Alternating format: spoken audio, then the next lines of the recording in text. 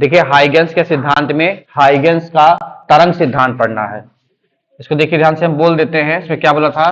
देखिए हाइगेंस ने प्रकाश को अनुदैर्घ्य माना था। क्या माना था इसमें? अनुदैर्घ्य। हाइगेंस ने बताया था कि प्रकाश को चलने के लिए माध्यम की आवश्यकता होती है तथा सर्वव्यापी माध्यम ईथर की कल्पना की थी इन्होंने। ठीक है, तो लेकिन ये सिद्धांत इनका विफल रहा क्योंकि सर्वव्यापी ईथर की जो कल्पना माना था इन्होंने वो गलत माना गया। ठीक है, ये तरंग सिद्धांत था। इसके बाद हाइगेंस की द्वितीयक तरंगिकाओं का सिद्धांत था। क्या था? हाइगेंस की द्वितीयक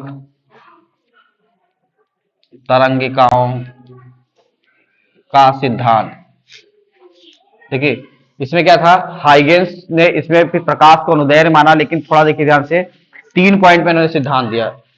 पहले में इन्होंने कहा कि किसी माध्यम में खींचा गया, इसमें लिखना है किसी माध्यम में खींचा गया वह काल्पनिक पृष्ठ जिस पर स्थित माध्यम के सभी कण समान कला में कंपन करते हैं तरंगाग्र कहलाता है। तरंगाग्र सदैव तरंग संचरण दिशा के लंबवत होता है। ठीक। दूसरे सिद्धांत में इन्होंने बताया, जैसे मान लीजिए कि यहाँ पे कोई प्रकाश स्रोत है इस तरीके का और ये तरंगाग्र आपने खींचा है। ठीक। इस तरंगा दूसरे पॉइंट में इस तरंगाग्र पे जितने कण हैं वो नए तरंग स्रोत की तरह कार्य करेंगे और इनसे नई तरंगे निकलेंगी जिन्हें हम लोग कहते हैं द्वितीयक तरंगे। ठीक। ये दूसरे पॉइंट में क्या कहा इन्होंने? देखिए जिस स्रोत से जो तरंगाग्र खींचा है, इस तरंगाग्र पर जितने कण हैं वो नए तरंग स्रोत की तरह कार्य करते हैं तथा इनसे नई तरंगे निकलती है जिसे द्वितीयक तरंगे कहते हैं। ठीक। तीसरे पॉइंट में उन्होंने कहा अगर इन द्वितीयक तरंगों से होता हुआ एक नया तरंगाग्र खींचेंगे तो ये नया स्पर्शी पृष्ठ अगर खींचेंगे तो नए तरंगाग्र को बताएगा तथा इस पर जितने पृष्ठ होंगे वो नए तरंग स्रोत की तरह काम करेंगे। ठीक। इस तरीके से 3 सिद्धांत बताया था, लेकिन इसमें कुछ इनकी सफलताएं थी और कुछ असफलताएं थी। सफलताएं ये था इनका कि इन्होंने इस सिद्धांत से क्या नाम है, परावर्तन, अपवर्तन, व्यतिकरण, विवर्तन की व्याख्या करने लगे। लेकिन किसकी व्याख्या कर लिए? परावर्तन की कर लिए, अपवर्तन की कर लिए और विवर्तन की। ठीक है ना। लेकिन असफलता क्या थी इनकी? असफलता यह थी कि इससे ध्रुवण की व्याख्या नहीं कर पाए और प्रकाश वैद्युत प्रभाव की, क्योंकि ध्रुवण की व्याख्या जब होगी प्रकाश को अनुप्रस्थ माना जाएगा। इन्होंने प्रकाश को अनुदैर्घ्य माना था। 2 व्याख्याएं नहीं कर पाते हैं, किसकी? ध्रुवण की और प्रकाश वैद्युत प्रभाव की। ठीक है, ये 2 असफलताएं थी। ठीक, आगे बताएंगे इसमें। फ्रेंड्स देखिए एक बहुत अच्छा टॉपिक आपको पढ़ाने जा रहे हैं, हाइगेंस की द्वितीयक तरंगिकाओं के सिद्धांत से परावर्तन की व्याख्या। ठीक है, इससे पहले आपको पढ़ाया था हमने हाइगेंस के द्वितीयक तरंगिकाओं का सिद्धांत। इसमें देखेंगे ध्यान से, हम मान लेंगे एक परावर्तक तल है इस तरीके का। ठीक है ना, और इस पर एक इस तरीके का कोई प्रकाश किरण, एक समतल तरंगाग्र है ये, इसका नाम है ए बी। ठीक है ना, इस तरीके का। ठीक, ठीक है, ध्यान से देखना है। यहाँ पे हम लोग अभिलंब डालेंगे तो ये आपतित किरण है, तो एंगल कितना हो गया? आई। पूरा एंगल ये 90 का होता है क्योंकि तरंगाग्र जो होता है तरंग संचरण दिशा के लंबवत होता है। तो इसको जो है फिर इसके बाद ये इतना एंगल कितना बचेगा? 90 माइनस आई। ठीक, क्योंकि ये पूरा 90 है, इसका घटाएंगे तो आई। अब ये पूरा 90 होता तो ये कितना होगा? आई। अब देखिए ध्यान से, हम मानेंगे कि जितनी देर में तरंग ये यहां से यहां तक चलेगी उतनी देर में तरंग ए से कहां पहुंच जाएगी? कहां पहुंच जाएगी आप लोग? ये देखिए, ये हम ऐसा मानेंगे कि ये तरंग जितनी देर बी से ए डैश तक पहुंचेगी उतनी ही तरंग में तरंग कहां पहुंचेगी? ए से बी तक पहुंचेगी। ठीक ना, बी डैश तक पहुंचेगी। क्लियर? ये ध्यान, हम क्या कह रहे हैं, जितनी देर में तरंग बी से ए डैश तक पहुंचेगी उतनी देर में तरंग ए से ए डैश तक पहुंचेगी। इसको इस तरीके से मिला दीजिए। ठीक, और यहां से निकल रही इस तरीके से इसको मिलाइए। ये आपका आर हो गया, ये 90 माइनस आर, तो ये कितना हो गया? आर। देखिए ये आपका 90 डिग्री एंगल है। कितना है?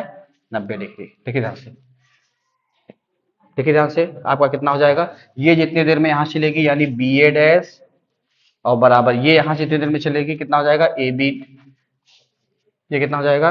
ए बी डैश बराबर कितना हो जाएगा? वी टी, क्योंकि दूरी बराबर होता है 4 गुणे समय। ठीक, तो देखिए ध्यान से, अब हम लोग 2 त्रिभुज लगाएंगे तो इसमें भाषा लिख देंगे कि एक समतल तरंगाग्र आपतित होता है तथा जितनी देर में यहाँ ये द्वितीय तरंगाओं की तरह काम करता है, जितनी देर में यहाँ से यहाँ तरंग पहुंचेगी उतनी देर में यहाँ से यहाँ पहुंचेगी तब। ठीक, देखिए तब क्या होगा? 2 त्रिभुज उठाइए, त्रिभुज ए बी ए डैश तथा त्रिभुज ये वाला लीजिए आप लोग, A B dash A dash. ठीक, यानी ये वाला त्रिभुज लेना है और ये वाला त्रिभुज लेना है। ठीक, क्लियर? देखिए तो लगाएंगे साइन 90 बराबर, नहीं साइन आई बराबर, साइन आई बराबर कितना हो जाएगा? देखिए ध्यान से, यहां लगाइए। देखिए इसमें देखिए इधर कितना हो जाएगा? ये साइन आई बराबर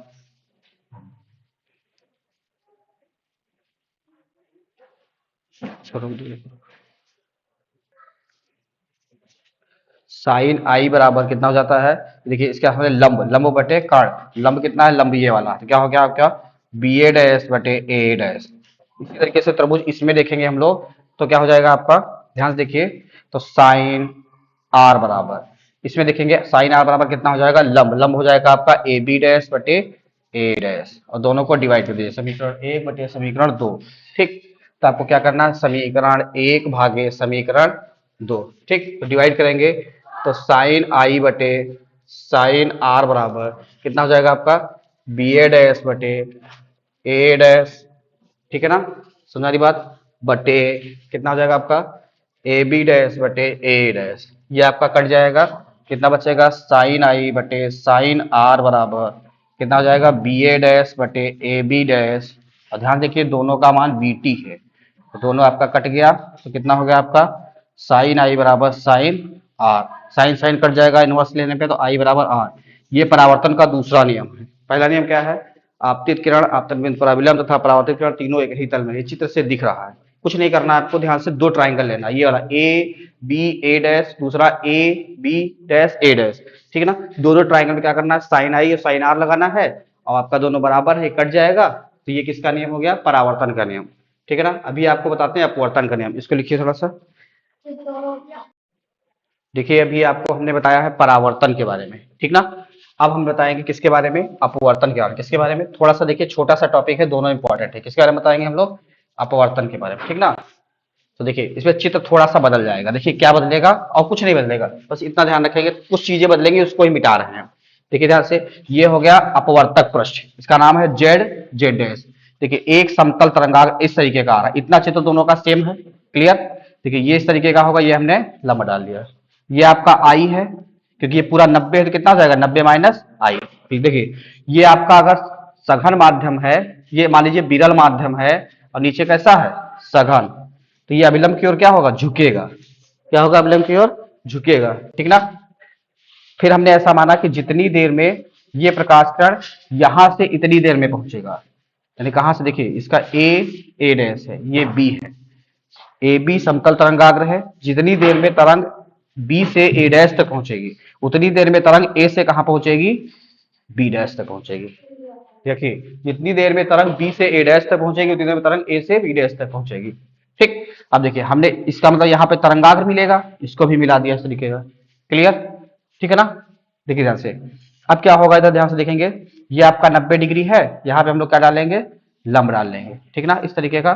अब देखिए ध्यान से, ये आपका आई हो जाएगा, और ये आपका क्या हो जाएगा, आर, क्योंकि माध्यम चेंज है, तो इसमें अगर V1 है और इसमें कितना V2 वेलोसिटी है, देखिए ध्यान से देखिए, पहले माध्यम में प्रकाश द्वारा चली गई चाल, यानी B यहां से यहां तक कितना दूरी तय करेगा, बी ए डैश बराबर V1t, और इसी तरीके से यहां से यहां तक दूरी, यानी ए बी डैश बराबर V2t, समीकरण एक और समीकरण दो, यानी इसको ऐसे रहने दीजिए। अब इतना पूरा सेम चलेगा, दोनों ट्राइंगल लगाएंगे, सेम आएगा आंसर, ठीक, पूरा ये सेम करना है आपको, बस यहाँ ध्यान करना रखना है, ये दोनों कटेगा नहीं, इतना ध्यान रखना है बस खाली। देखिए कितना सेम है दोनों का, V1t बटे V2t, समझा की बात की नहीं, देखिए ध्यान से, आगे देखिए कितना हो जाएगा आपका, ये साइन आई बटे साइन आर बराबर कितना हो गया आपका, V1 बटे V2, और ध्यान से देखिए अपवर्तनांक के बराबर होता है, मतलब ये किसका नियम है, यही स्नेल का नियम है, किसका नियम है, स्नेल का नियम है। इसका मतलब क्या सिद्ध हुआ, ये अपवर्तन का दूसरा नियम है, ठीक है ना। इसमें कुछ नहीं करना, दोनों ट्राइंगल में साइन आई है साइन आर लगाना है, क्लियर। ये आपका कितना डिग्री है, 90 डिग्री, ठीक है ना, ये कितना है आपका 90 degree, sine I sine R लगाएंगे, और V1t B A dash A B dash का मान रख देंगे, ये आ जाएगा, स्नेल का नियम है। और पहला नियम क्या है कि आपतित किरण, अपवर्तित किरण तथा अभिलंब तीनों एक ही तल में होना चाहिए, चित्र से क्लियर है, ये दोनों याद कर लीजिए, अपवर्तन परावर्तन दोनों नियम हाइगेंस के द्वारा आते ही बोर्ड में है, 3 नंबर के लिए आपके लिए इंपॉर्टेंट है, इसको याद करिए, ठीक है। फिर